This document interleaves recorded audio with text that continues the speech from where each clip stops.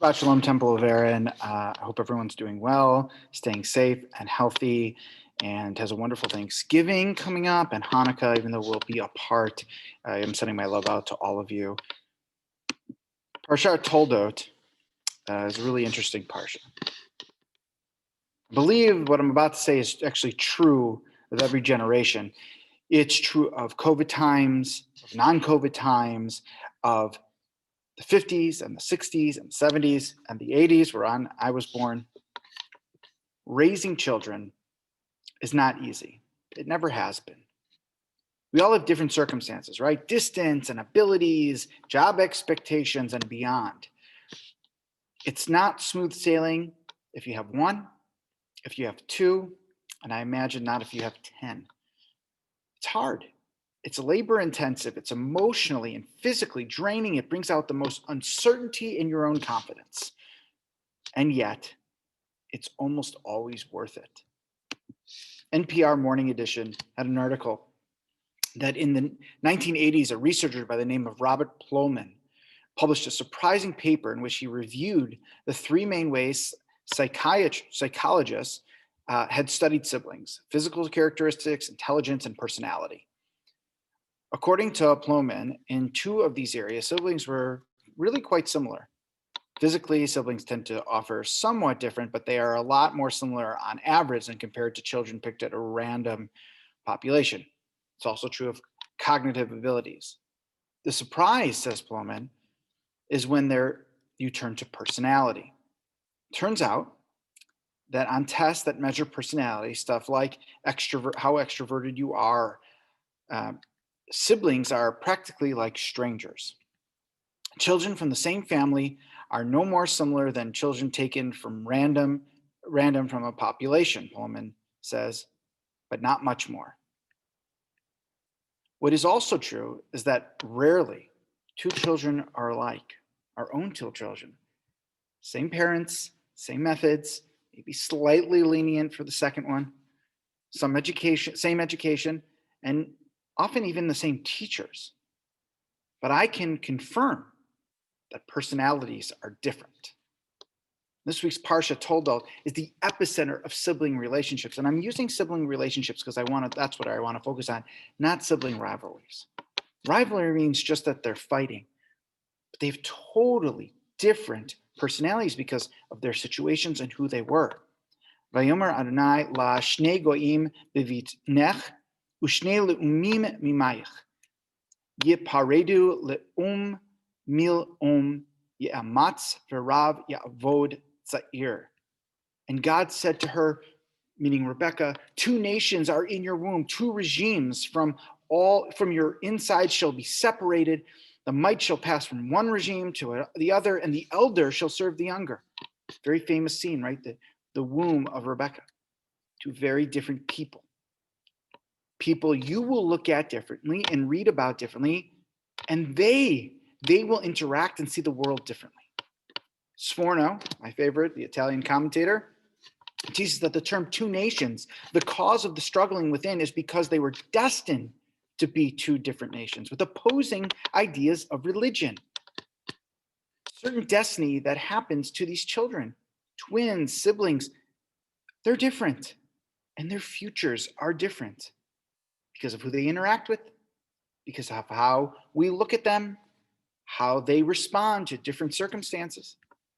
Sforno continues, and two peoples, he notes, they will also be two peoples with opposing ideas of nationalism, meaning they will have very different ideas.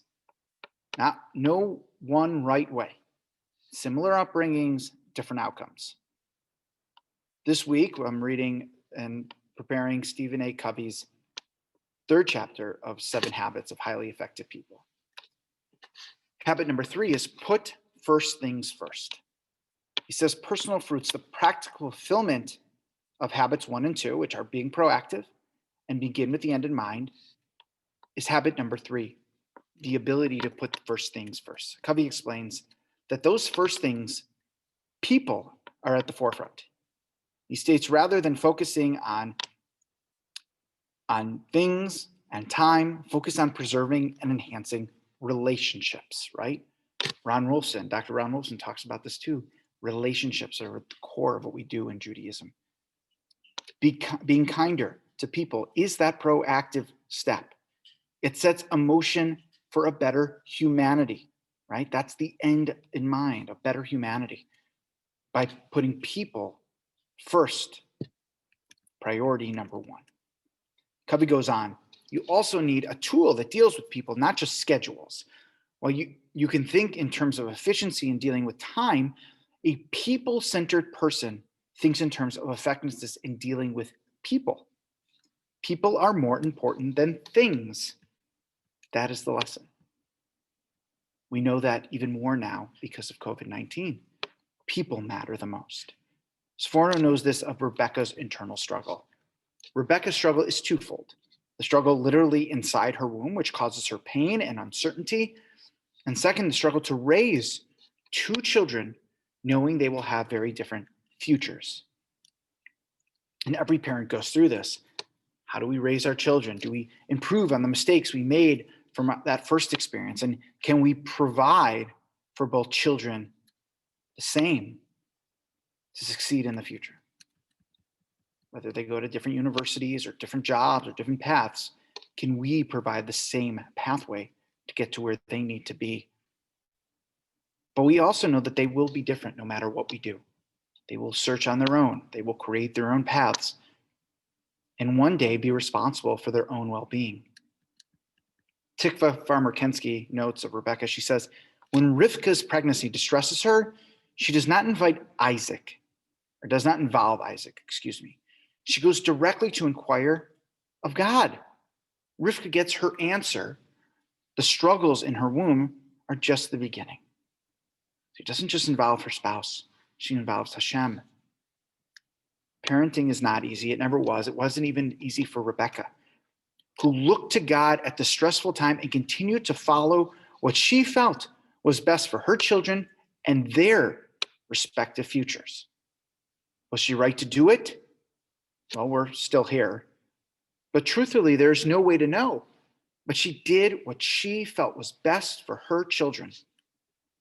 This sermon is to the parents and children out there. I know this time has not been easy.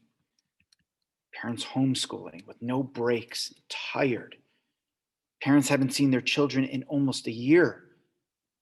We haven't been there for births and snuggles and firsts of our grandchildren. And I empathize with all of you. Thank God that science seems to suggest that we need to stay safe and the vaccine is coming. Wonderful miracle type news. But we also need to keep praying. We need to look to God for answers and hope and serenity and humility. We need to keep practicing safely. We need to stay apart and do our part so that our kids have the best chances in a post-COVID world. Covey's third habit is to put first things first. That means our family and our children's future.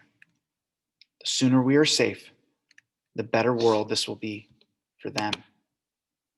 With that, again, I wish everyone a Shabbat Shalom, a happy and wonderful Thanksgiving, and I hope that we all can do it safely and practically and hang on a bit longer until we're able to be cured and vaccinated in a way that we're all comfortable and healthy.